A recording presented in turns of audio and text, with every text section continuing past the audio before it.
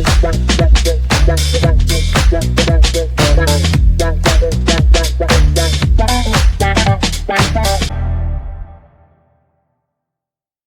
ready to unpack this. Today, we're going deep into dynamic hedging. Dynamic hedging. Focusing on managing vanilla and exotic options. It's a fascinating area, especially from a trader's perspective. It is. Yeah. And you've brought us some great source material to really dig into this. Absolutely. Excerpts from Dynamic Hedging, Managing Vanilla and Exotic Options by Nassim Taleb. Yeah, I mean, the preface and the table of contents. It's a roadmap. It's great. This is a fantastic roadmap, yeah. And Taleb's background, we're talking over 200,000 option transactions, 70,000 risk management reports. Yeah, this isn't just theory. This is the real deal. This is battle-tested knowledge from the trenches. So our mission today Yeah. is to distill the essence of dynamic hedging and really focus in on the practical insights that can change how we all think about financial markets. For sure. We're going to challenge a lot of assumptions. We're going to explore the limits of traditional models, and I think uncover a lot about the dynamic nature of risk management. And Taleb doesn't just explain the mechanics. He really challenges the status quo, Absolutely. particularly models that assume constant volatility. Right, yeah, like the Black-Scholes-Merton model. He uses an understanding of uncertainty principles to highlight why those models often fall short in the real world. And that's where dynamic hedging comes in, right? Exactly. Adapting to the ever-changing market landscape. Yeah, provides a framework for managing the risks of options trading in a much more flexible way. So let's start with the fundamental question.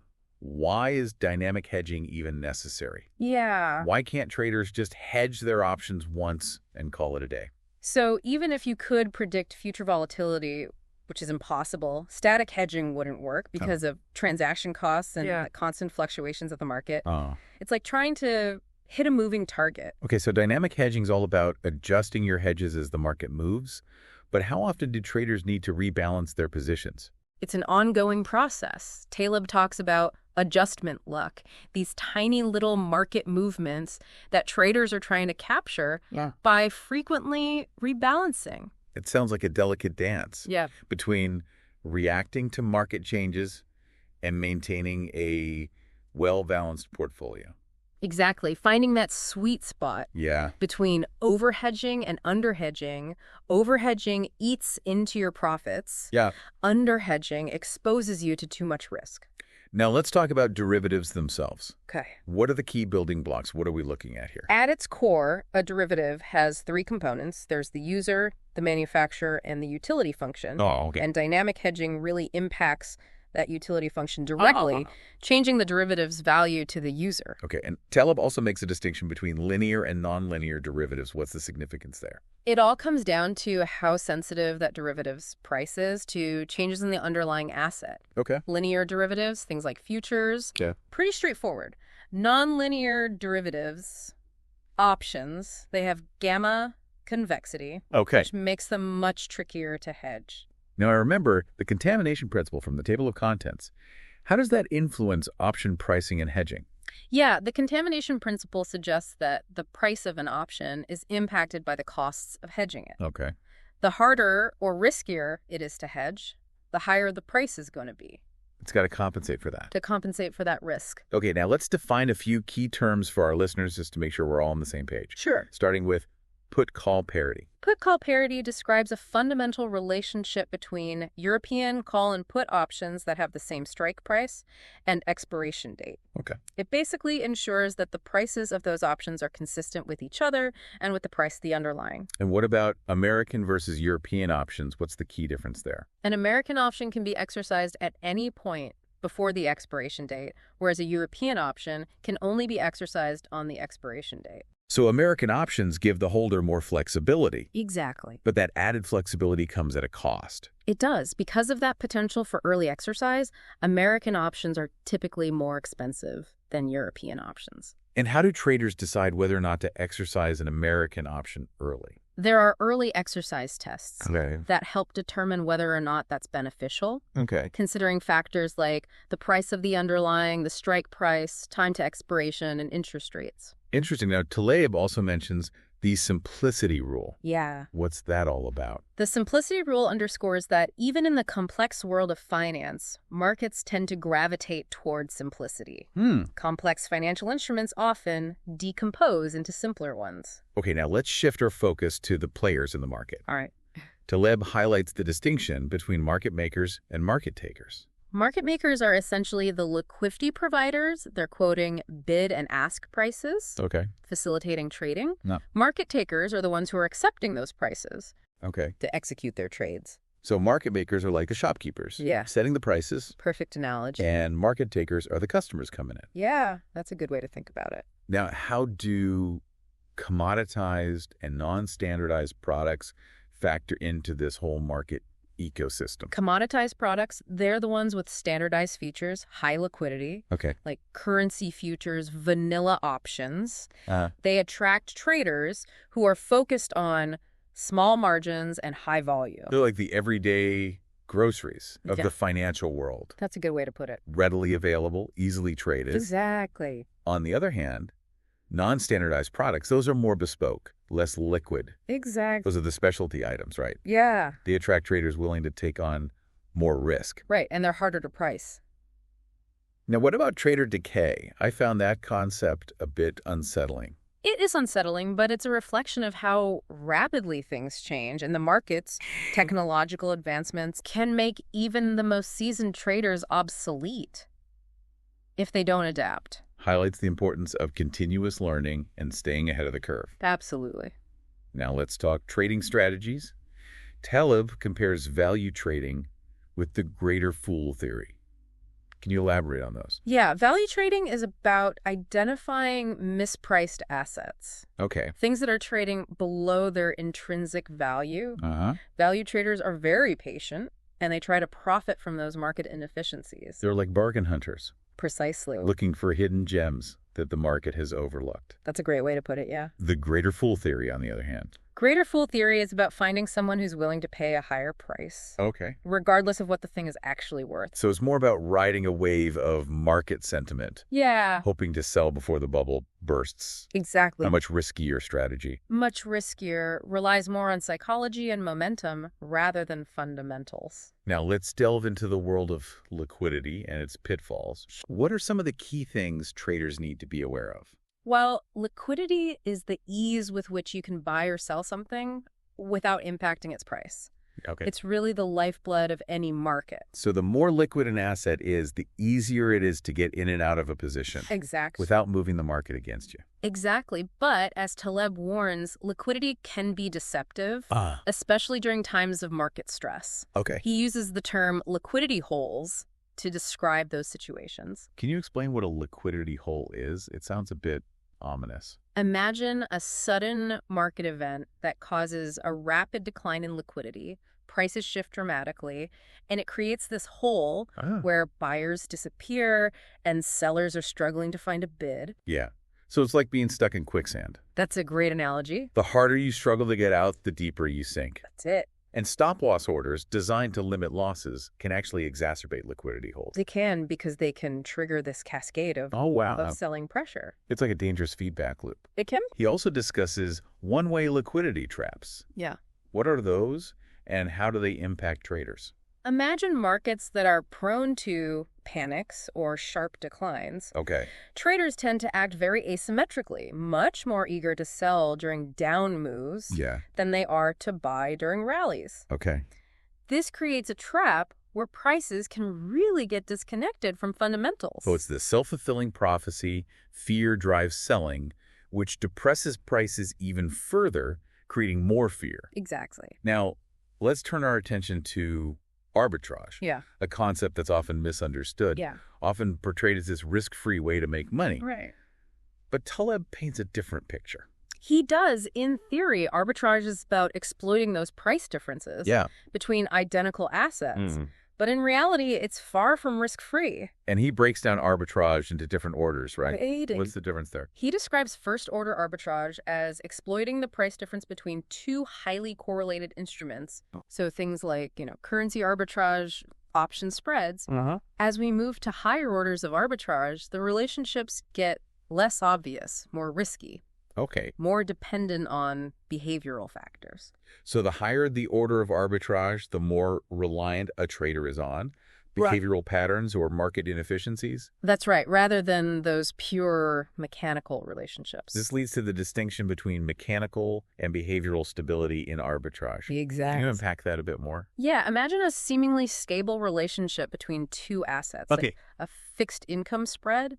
Mechanical stability means there's a clear, identifiable mechanism enforcing that relationship. It's like a well-oiled machine. Yeah. Predictable and consistent. Yeah. Behavioral stability is much more tenuous, relying on market participants, continuing to behave in a predictable manner. Which, as we know, human behavior can be fickle. Exactly, especially during times of stress. So what might appear to be a stable arbitrage opportunity could quickly vanish, leaving the trader exposed. That's right. He also brings up the concept of passive arbitrage. Yeah. How is that different from the other forms we've discussed? Passive arbitrage, it's a less aggressive approach. Okay. Where traders don't actively seek out those mispriced assets, but they're prepared to capitalize on opportunities if they arise. So it's more of an opportunistic approach. Exactly. Be ready to strike when a favorable situation presents itself. Exactly. Now let's move on to volatility. Right. A crucial concept in options trading. Absolutely essential. Often seen as the enemy, but it's also what creates opportunities. That's right. It's a double-edged sword.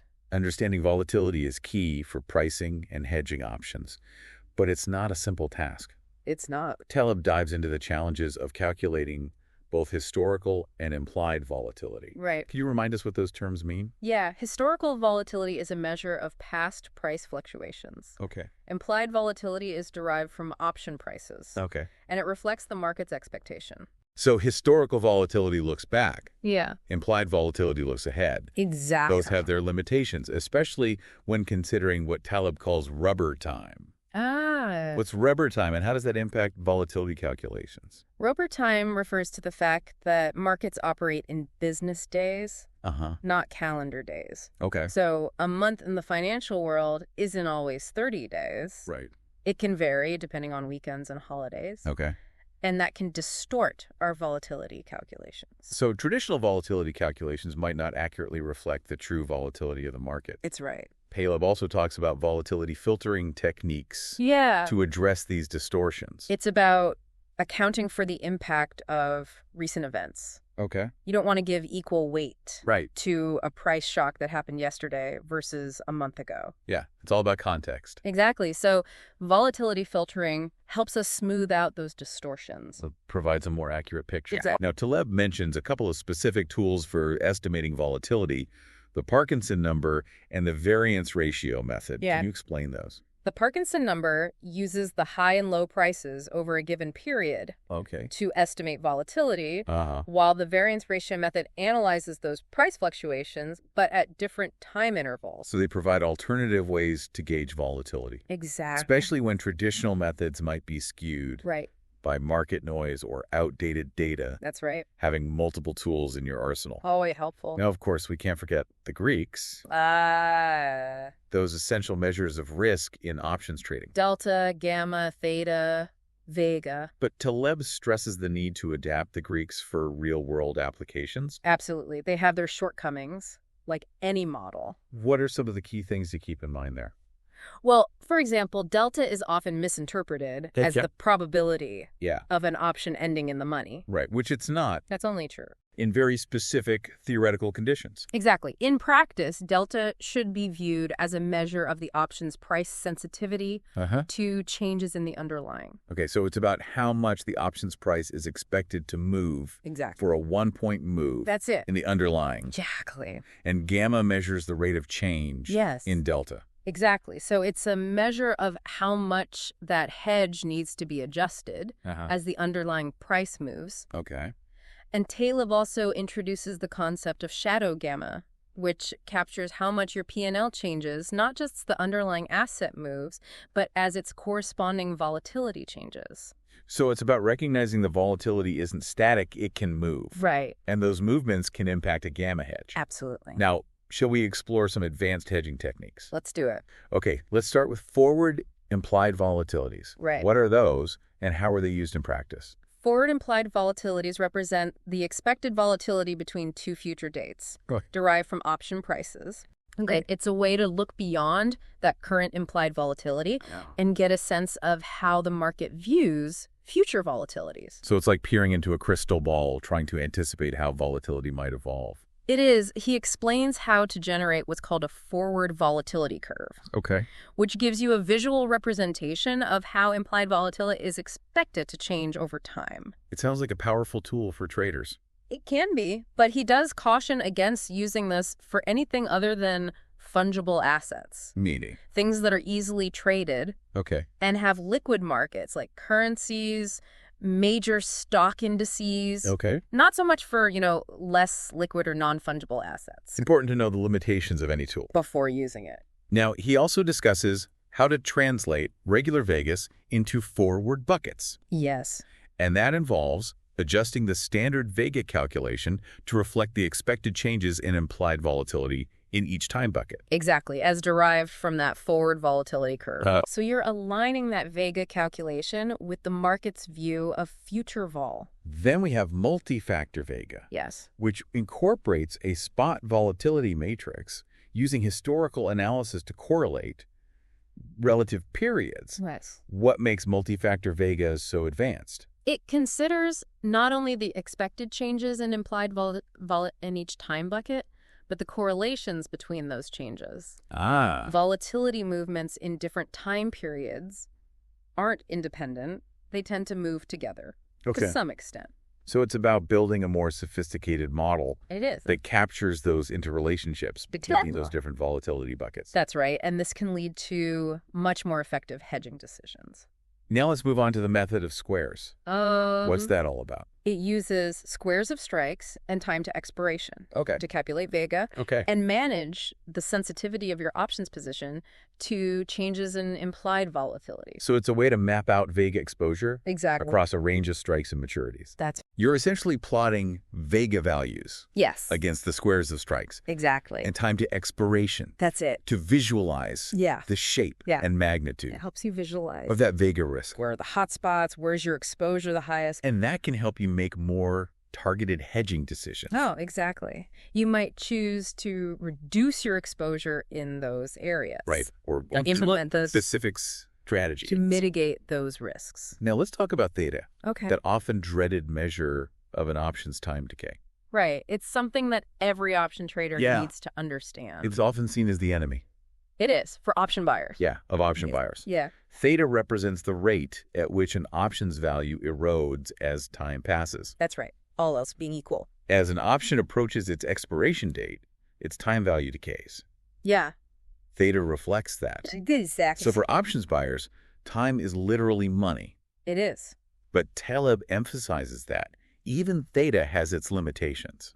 What does he mean by that? He points out that the way we traditionally calculate Theta doesn't account for changes in volatility, which can significantly impact the actual time decay of an option. So the standard Theta might not always reflect the true rate of time decay. Exactly. If volatility increases, the actual time decay might be less than what the standard Theta calculation suggests. And conversely, if volatility decreases, the time decay might be greater. That's right.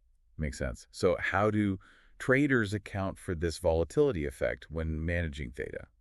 Taleb introduces a concept he calls shadow Theta, which incorporates the impact of those changes in volatility on the option's time decay. Giving them a more realistic picture. Exactly, a more dynamic measure of that risk. Now, he also talks about how to modify Theta for real-world applications, taking into account interest rates, forward prices, and changes in the shape of the volatility surface. That's right. It's about recognizing that Theta's not this static number. It's dynamic. It's influenced by all these different factors. Interesting. Now, let's briefly touch on some of the minor Greeks, rho, omega, and alpha.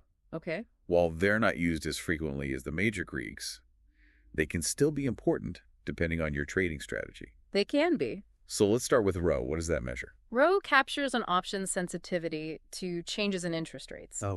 It's particularly relevant for options on things like bonds or interest rate futures. So if you're trading options on those types of assets, you need to pay attention to rho. What about omega?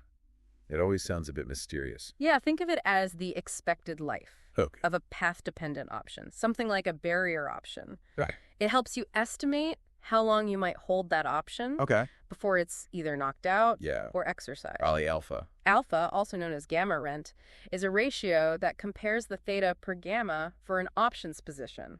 It essentially tells you how efficiently you're using gamma to generate profit. Okay. A higher alpha means you're earning more rent relative to the time decay you're facing. That's a useful metric. It is. For evaluating trading performance. Yeah, your trading performance. Exactly. Are you getting the most bang for your buck for your gamma?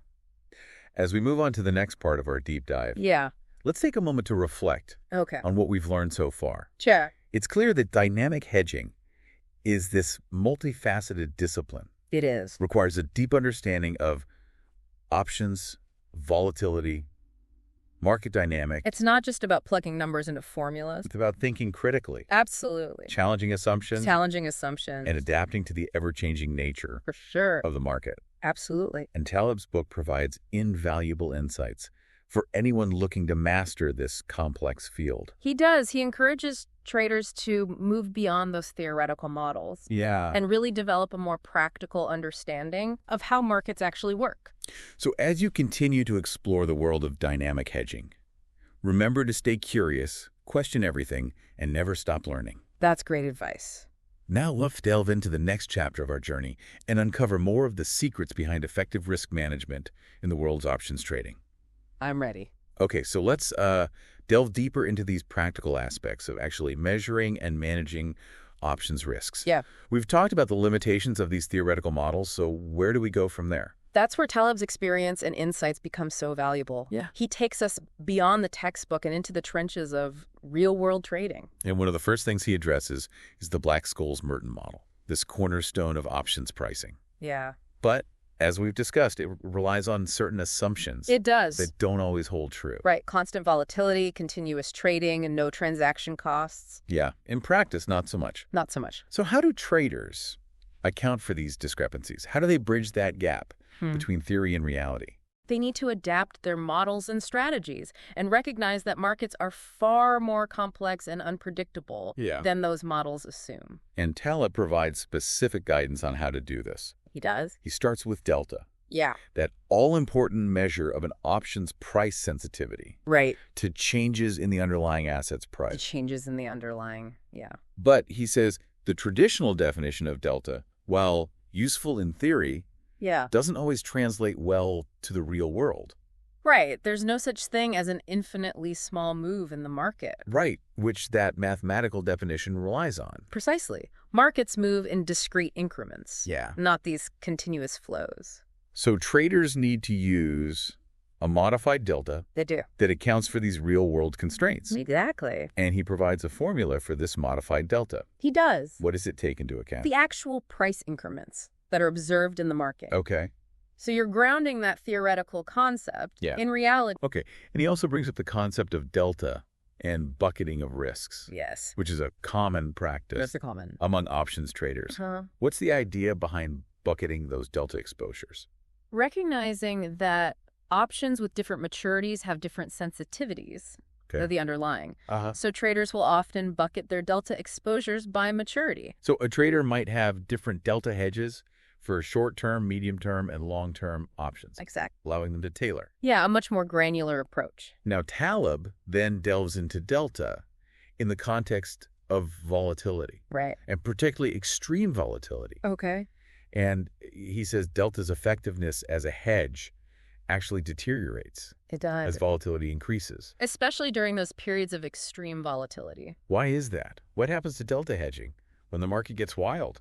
Because price movements can be so large and unpredictable that delta hedging becomes unreliable. So what's the solution?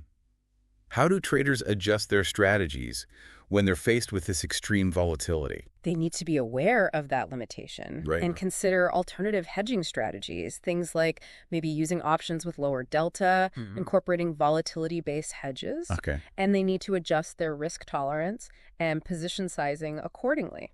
So it's about recognizing that delta hedging isn't a one-size-fits-all solution. Exactly. It needs to be adapted. It does. To the prevailing market condition. Flexibility and adaptability are key. Now let's move on to gamma, that crucial measure of an option's convexity. Yes. Or how much that delta changes. Right. As the underlying price moves. Exactly. But Taleb starts by pointing out some shortcomings of the traditional gamma calculation. He does. He argues that the standard gamma, like delta, is based on assumptions that don't always reflect reality. He says it's meaningless. In its original form. Yeah, for risk management. Yeah. Why is that? What's missing? It relies on the assumption of continuous time. Okay. Infinitely small price increments. In reality, those market movements are discrete. Right. And volatility itself can change. So it's an oversimplification that can lead to inaccurate? It can lead to inaccurate risk assessments. So how do we make gamma more useful? How do we adjust it to better reflect market behavior? Use discrete increments for price and time, aligning that calculation with how markets actually behave. More granular. More granular view. And he introduces this concept of shadow gamma. Yes. Which we touched on earlier. Right. Remind us what that is and why it's so important. Shadow gamma is all about capturing how much your P&L changes, not just as the underlying asset moves, but as its corresponding volatility changes. Okay. And that's especially important for options with higher gamma. Okay. Because they're more sensitive to those volatility changes. So shadow gamma helps traders anticipate how those changes in volatility might affect their gamma hedges. Gives them a much more comprehensive view of their risk exposure. A more dynamic approach. To managing that gamma risk. Absolutely. Now, Taleb provides a really practical example of how to adjust gamma for real-world applications. He does. He talks about down gamma and up gamma. Yeah. Can you explain what those terms mean and why they're important? So down gamma reflects the gamma when the underlying price decreases. Okay. Up gamma is the gamma when the underlying price increases.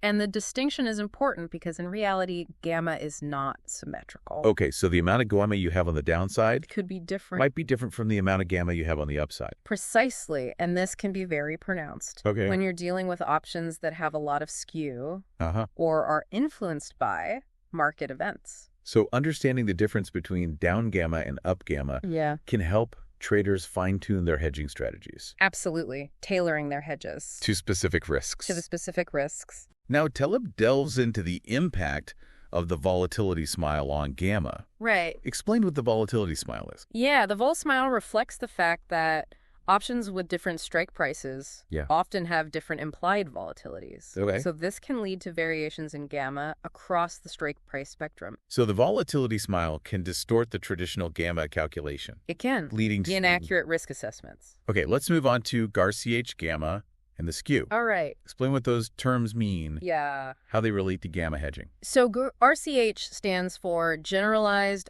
Autoregressive Conditional Heteroscedasticity. Right. Easy for you to say. That's a statistical model that we use to estimate volatility. And GAR-CH gamma incorporates this model to provide a more dynamic measure of gamma. Okay. What's volatility clustering, and why does it matter for gamma hedging? Vol clustering refers to these periods of high vol followed by periods of low vol. Okay. It's pretty common in financial markets, and it can impact our hedges. So GAR-CH gamma helps traders adjust their hedges. It does. To account for these periods of fluctuating volatility. Exactly. More nuanced measure of gamma. Okay. And skew refers to the asymmetry of that volatility smile. Okay. Steeper skew means a greater difference in those implied vols between options with different strike prices. So skew can also impact the accuracy of the traditional gamma calculations.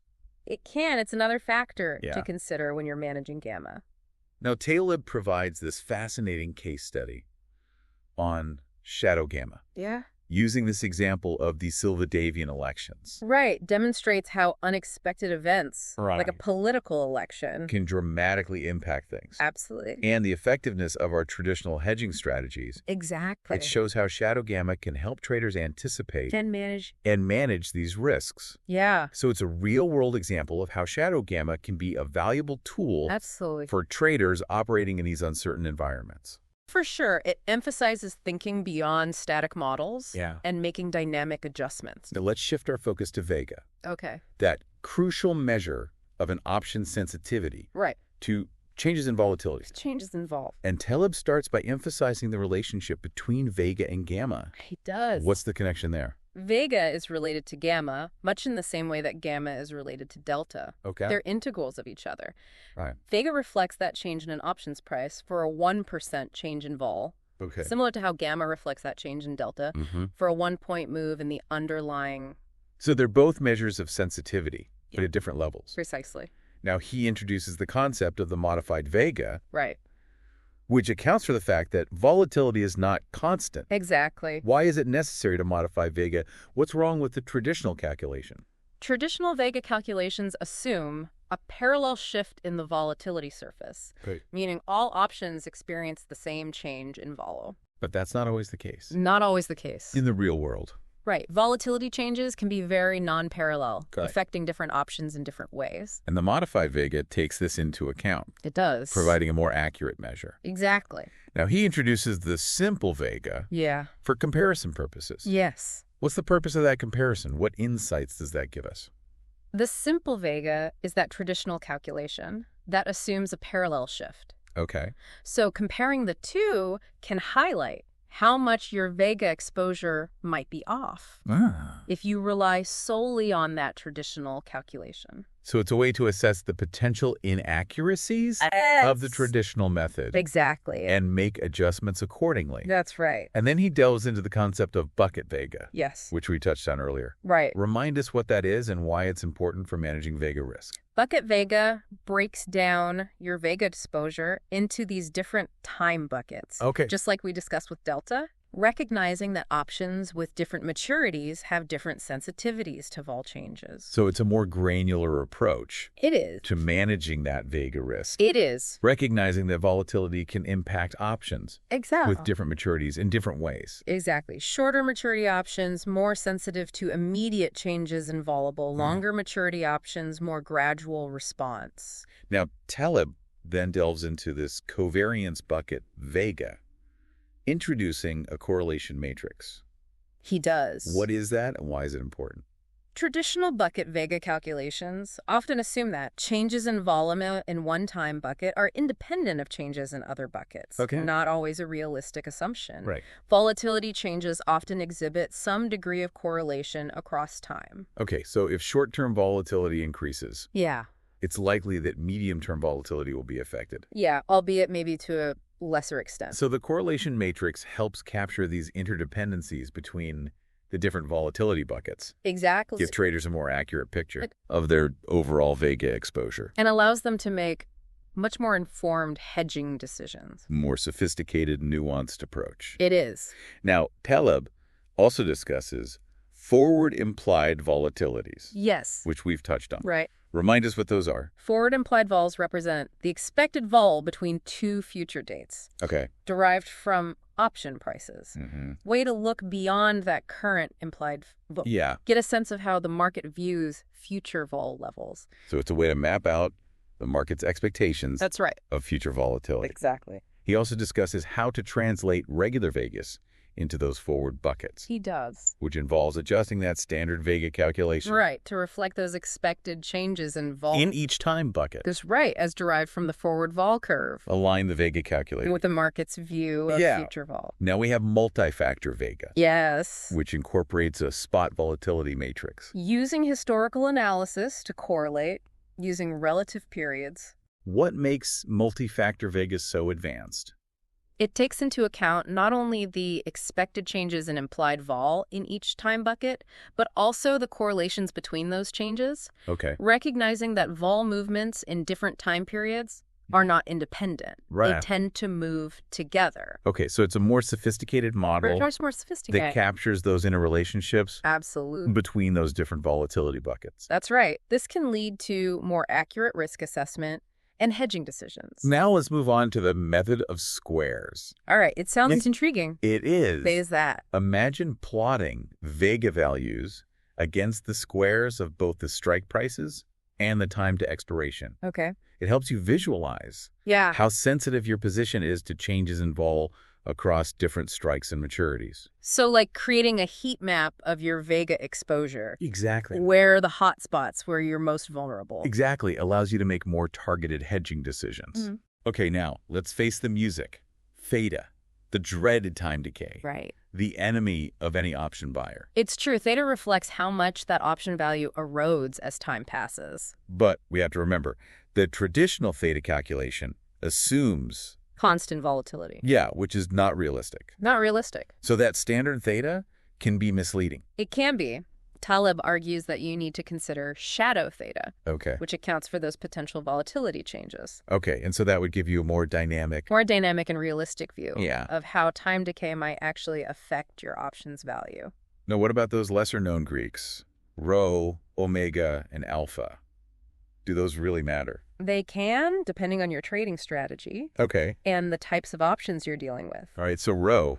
Rho measures sensitivity to interest rates. Okay. It's something to watch if you're trading options on things like bonds. Yeah, interest rate sensitive assets. Or interest rate futures, exactly. And omega, that sounds kind of mysterious. Omega, think of it as the expected life Okay. of a path-dependent option. Okay. Like a barrier option. Uh-huh. It helps you estimate how long you might hold that option before it's either knocked out or exercised. Okay, and then finally, alpha. Alpha, also called gamma rent, Yes. tells you how efficiently you're using gamma to generate profits. Mm-hmm. A higher alpha means you're earning more rent relative to the time decay you're facing. It's a useful metric for evaluating trading performance. Exactly. This deep dive into dynamic hedging has been really eye-opening. It has. It's clear that it's not just about memorizing these formulas. Yeah, absolutely. It's about understanding the nuances of how those formulas play out. In the real world. In the real world. Exactly. And Taleb's book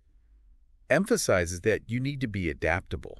You do. You need to think critically. You do. You need to challenge these assumptions. Challenge those assumptions. Especially those embedded in these traditional models. Exactly. So as you continue to explore this world of dynamic hedging, remember this. It's about developing a mindset that embraces uncertainty and uses these analytical tools thoughtfully. Well said. And Taleb's insights are a really valuable guide. They are. Along that journey. Absolutely. So we've covered a lot of ground, really dug deep into the intricacies of dynamic hedging. We have. Really got into the weeds. But I think it's important to step back now and look at the bigger picture. Yeah, what does it all mean? What are the key takeaways that traders and anyone interested in financial markets should really remember? Well, I think first and foremost, dynamic hedging is not a set-it-and-forget-it approach. Right. It's an ongoing process. Yeah, constant adaptation. Exactly. You need to constantly be monitoring the market. Yeah. Adjusting your hedges as needed. And it's not just about reacting to market movements. Right. It's also about anticipating them. Exactly. Using those tools and techniques that we've talked about to get a sense of where the market might be headed. To stay one step ahead, right. Absolutely. And Taleb really emphasizes the importance of understanding the limitations of those traditional models. Yeah, the Black-Scholes world is a very different world from the one we actually live in. And knowing when those models break down is crucial. It is. For effective risk management. Right. Those models can be useful. Yeah. But you can't rely on them blindly. You need to know when to adjust them. Exactly. When to use alternative approaches. That's where experience and judgment come in. Right. It's not just about the numbers. It's not. It's about understanding the dynamics. Right. The nuances of the market. Now, another key takeaway, I think, is the importance of thinking dynamically. Absolutely. About volatility. It's not a constant. It's not this static number. Right. It can change rapidly. It can. And those changes can have a huge impact. On your options positions. Exactly. That's why concepts like shadow gamma and bucket Vega are so important. They give you that more granular view. They do. Of how volatility can affect your portfolio. And help you manage that risk more effectively. And finally, I think it's important to remember that dynamic hedging is not just a set of techniques. It's really a mindset. It is a way of thinking about risk. Yeah. A way of approaching the market. It's about embracing uncertainty, being adaptable. Absolutely. And always being willing to learn and adjust.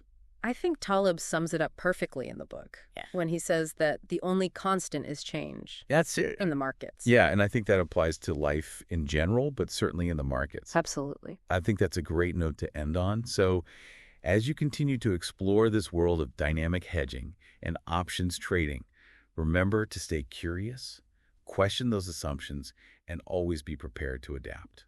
Excellent advice. It's been a great discussion. It has. Thanks for joining us on this deep dive into dynamic hedging. We'll see you next time. Until next time.